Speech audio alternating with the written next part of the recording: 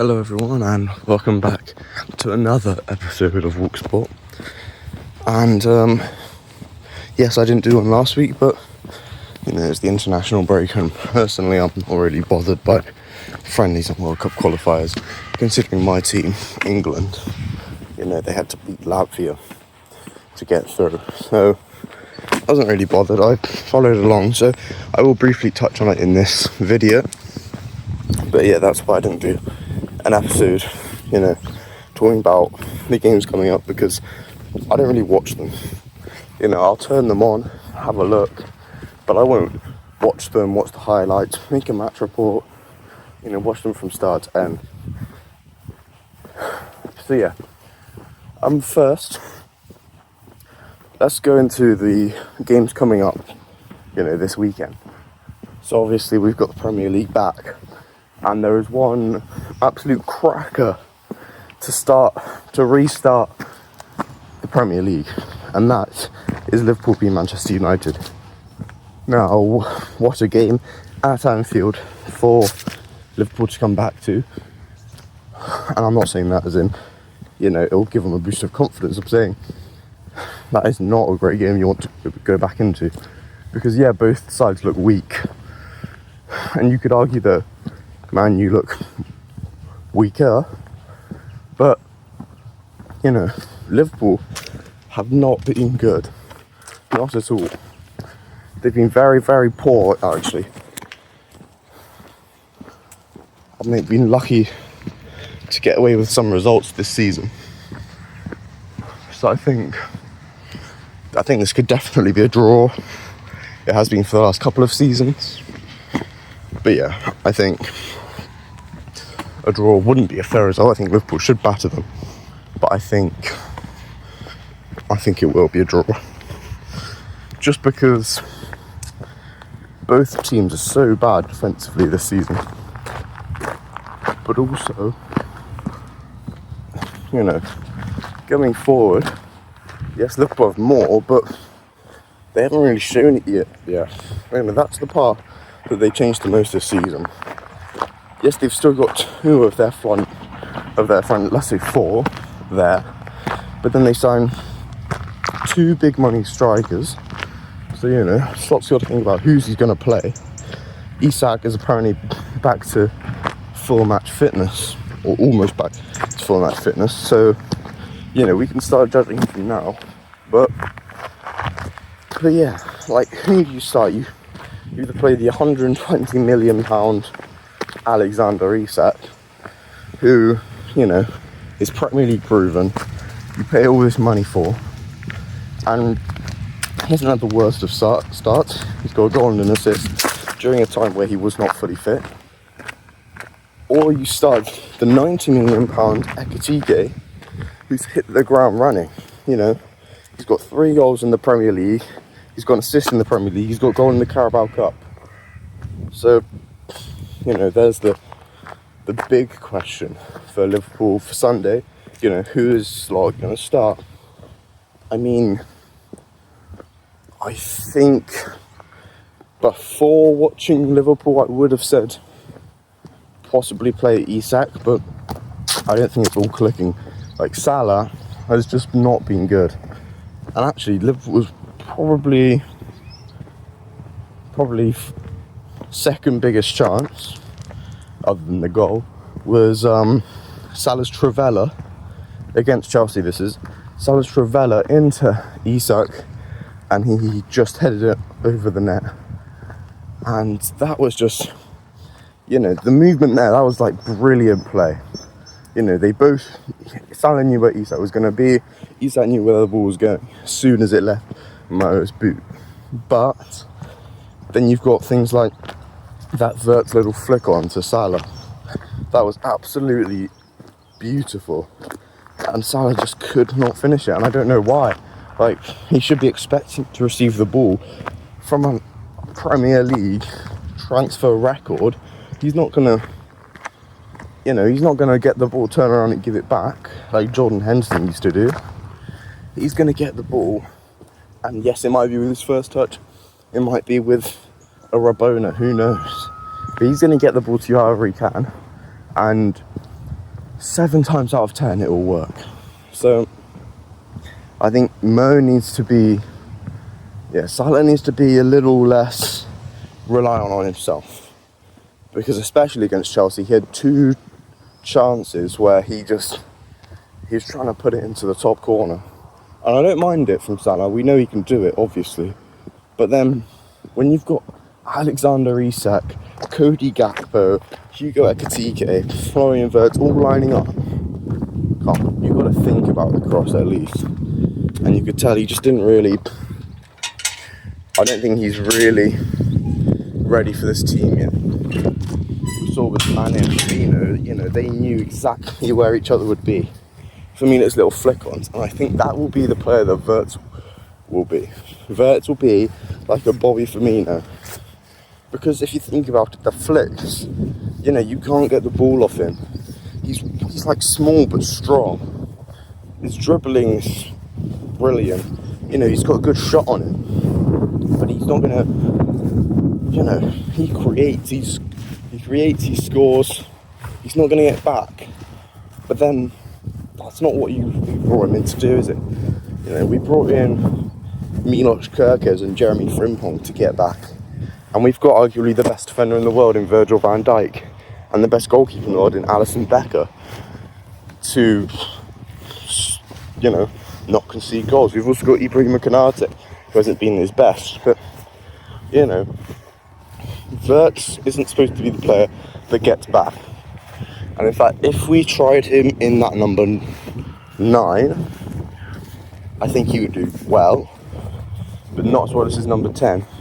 Just because I don't think, we can't not start either one of those 2 players, Ekitike and Isak. If we start a single game this season with both of them fit on the bench, that's got to be an outrage. They're about 250 million combined, and we're putting on both on the bench to start a number 10 up front, or a left winger up front if Gakpo plays there. So yeah, I think Liverpool just need to click a bit.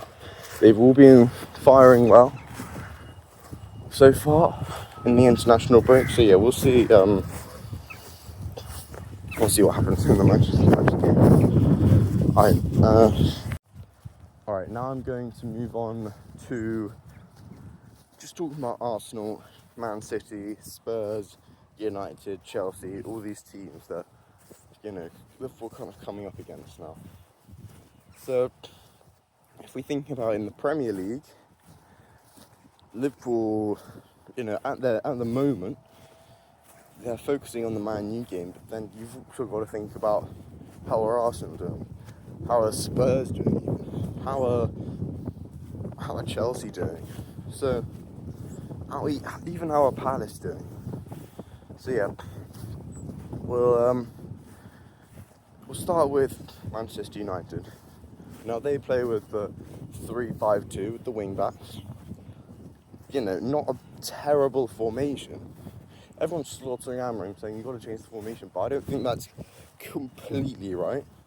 I think maybe it's not the right fit for Manchester United or even just Premier League football, but I think that the formation, you can't say that it's the formation's fault that Manchester United being so bad when, we arguably saw the greatest team ever, if not for that Europa League final, do it in 2023-24 with Bayer Leverkusen.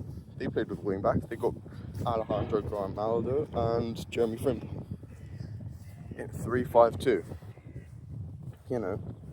So it's not a bad formation. I just don't think that the Manchester United players like playing with it, because you got Bruno, who's another 10. Casemiro is just, I think he's got to go.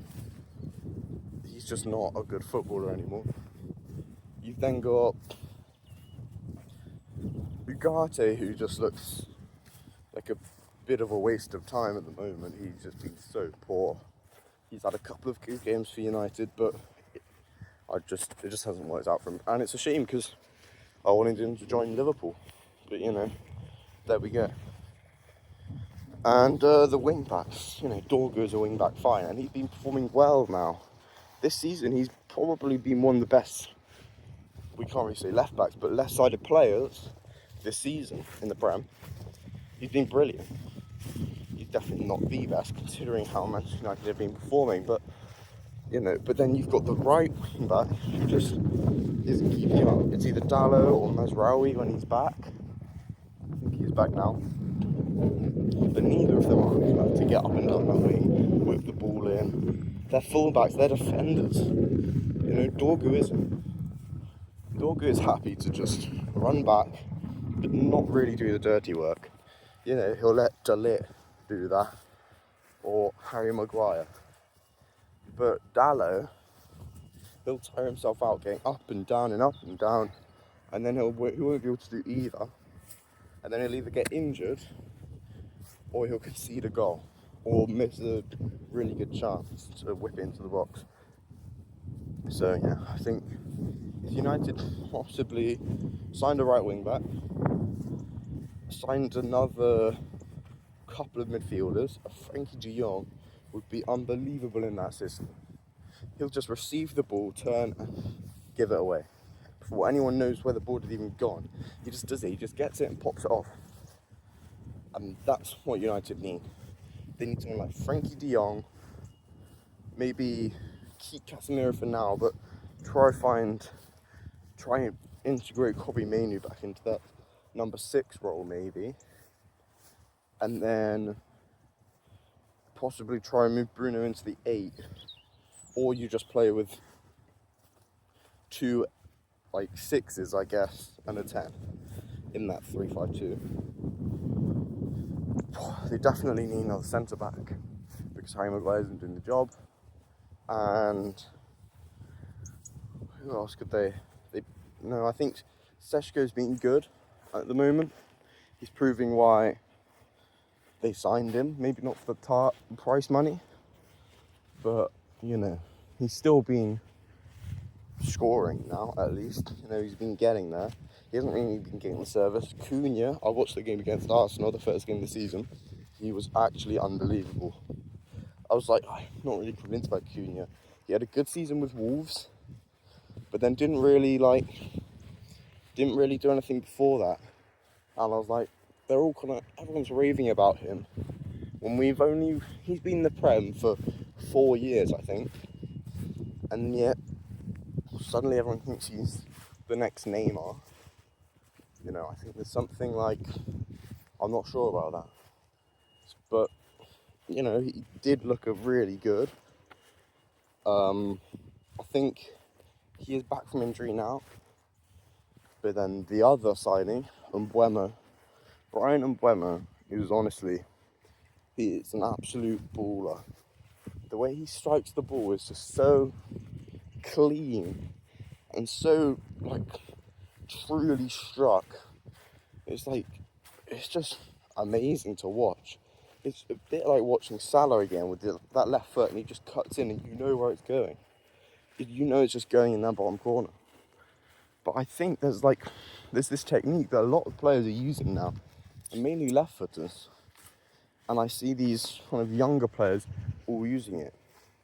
Because there's this technique that I've seen Lamine Yamal, Michael Olise, even Brian Mbeumo does it a little bit, where they cut in and they just kind of finesse it, but give it so much topspin that it doesn't really go in the top corner, it just finds the side netting perfectly. But it's this new technique I think is definitely working.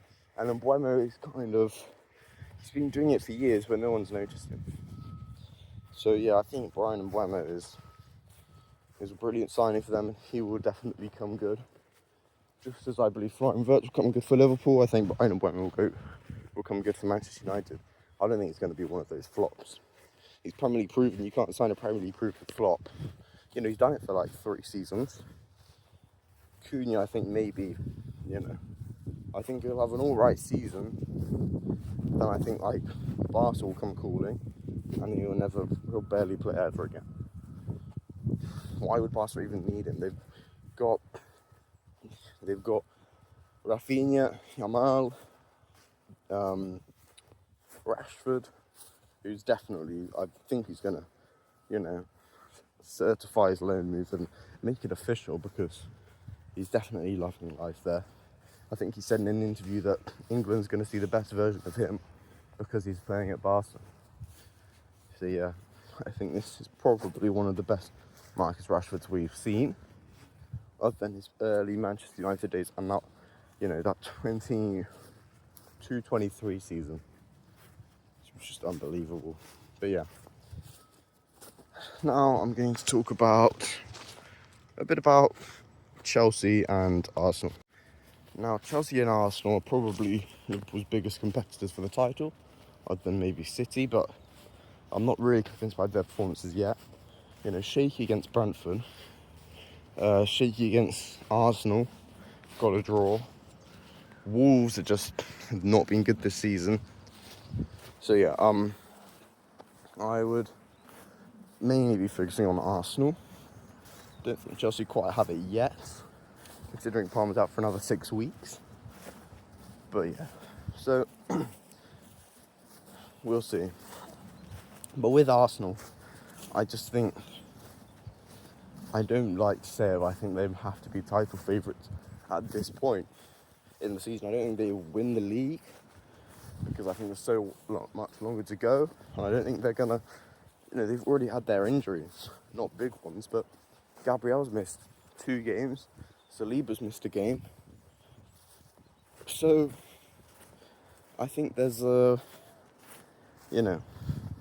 Saka's been out again, Madueke is out, so I think they're not going to escape injuries. They play with a style that will get them injuries, because they sit back, they counter-attack, and they defend like they're a goal up in the 90th minute.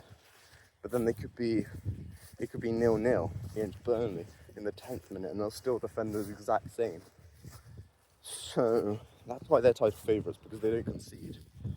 How are you going to beat a team that doesn't concede goals? You might get a point, but you're not gonna win. I don't think we will see them losing for a while until they play City or Chelsea or possibly Liverpool again. We will not see Arsenal losing for a while, which is obviously a shame for me as a Liverpool fan. But yeah, but I think that, I don't think they're title favourites, because I do not like the way that they play.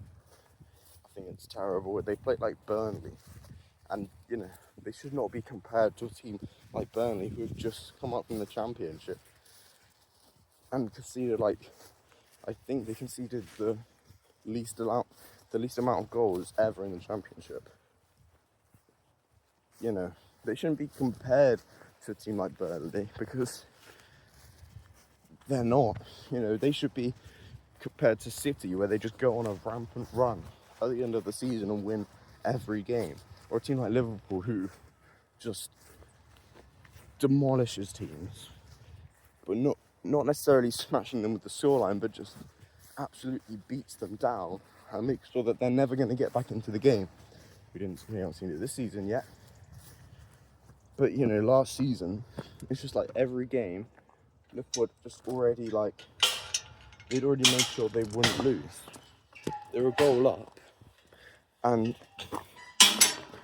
it was like they just wouldn't lose, because they certified it. They'd made sure. So Arsenal are the team to beat at the moment. I think it very much could all change. Was it game week 8? So I think it's still, Liverpool are only a point behind. So I think that it will still be very close. But I think title favourites are Arsenal, and I still think my title winners will be Liverpool, because I think it is all going to click soon. I think a good performance on Sunday could very much awake everyone. But yeah, now we're going to talk about Chelsea. Now Chelsea are a bit of a threat in the Champions League as well. because they've been doing, just about as well as Liverpool. They lost to Bayern, they beat Benfica, and they lost to Bayern and they beat Benfica, yeah. So I think they're both teams on 3 points after 2 games. I think Barcelona are also on the same, because they lost to PSG but beat Newcastle. So yeah, Chelsea and Barcelona, 2 interesting teams. I mean, Chelsea obviously got the win against Liverpool, but I think that was suspected, personally.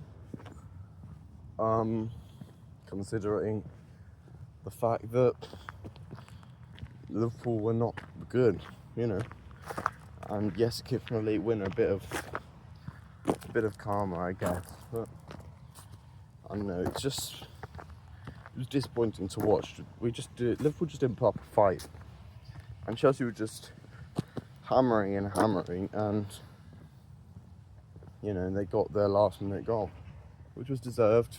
Esteval. And now I'm going to talk about Esteval, and you might not really like it, but I think that everyone's been going on about him as like the next best wonder kid. He's been brilliant. I've seen him being compared to Yamal in terms of stats, and I saw that he has more goals but less assists at the age of 18. And then I just think, how can you even compare the two? Because Yamal is so clearly the best youngster in the world, and he is going to be until he's no longer a youngster. There's no debate between him and Doué, between him and Esteval, between him and Yildiz, between him and Gula. There's no debate. Because Yamal is so obviously the best youngster in the world. Yes, he might go on to be, the Bojan Kirkic of 2025 or 2026 or whenever he starts to drop off, but you cannot compare the two. Even if Esteval has more goals than Yamal, where did he get those goals? In the Brazilian Serie A.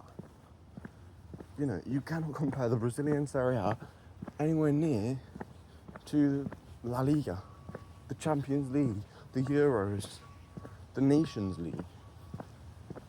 Yamal's doing it in the biggest competitions in the world. Now, I don't think La Liga is a big competition, because he's probably doing it against teams like Elche. But I think I'd, be more scared to face Elche than I would to be playing like, maybe not a team like Flamengo, but any other team in the Brazilian Serie A, any of the lower teams, any team that's at Flamengo, Palmeiras, Santos, they're not great teams anyway. They're not as good as Barcelona, Real Madrid, Atletico Madrid, Villarreal, Real Betis, Athletic Club Bilbao. Nowhere near. So you cannot even compare the two. He's got 1 goal and an assist for Chelsea in the Premier League. You cannot compare them. I think it's absolutely disrespectful. Personally, I'm not really a fan of Yamal. He's a bit egotistical. But then, fair enough. You're being compared to Messi week in, week out. You're scoring week in, week out. You're just mixing up defenders, getting them a new one every week. It's honestly like, I think he's the best player I've watched, as in a youngster, since Mbappe at the World Cup. I think there's no one near. Vinny didn't light it up until this part of his career. Mbappe was the last player that I remember he's lit it up, and he's followed through. He's having a Ballon d'Or season. Whereas Yamal, we don't know, became second in the Ballon d'Or. And that is just ridiculous. At 18, winning 17th for the whole season. Nah. But yeah, thank you for watching this week's episode. I might be doing a match report on the Liverpool-Manchester United game, where we will see. Go read my match report on the Liverpool-Chelsea game.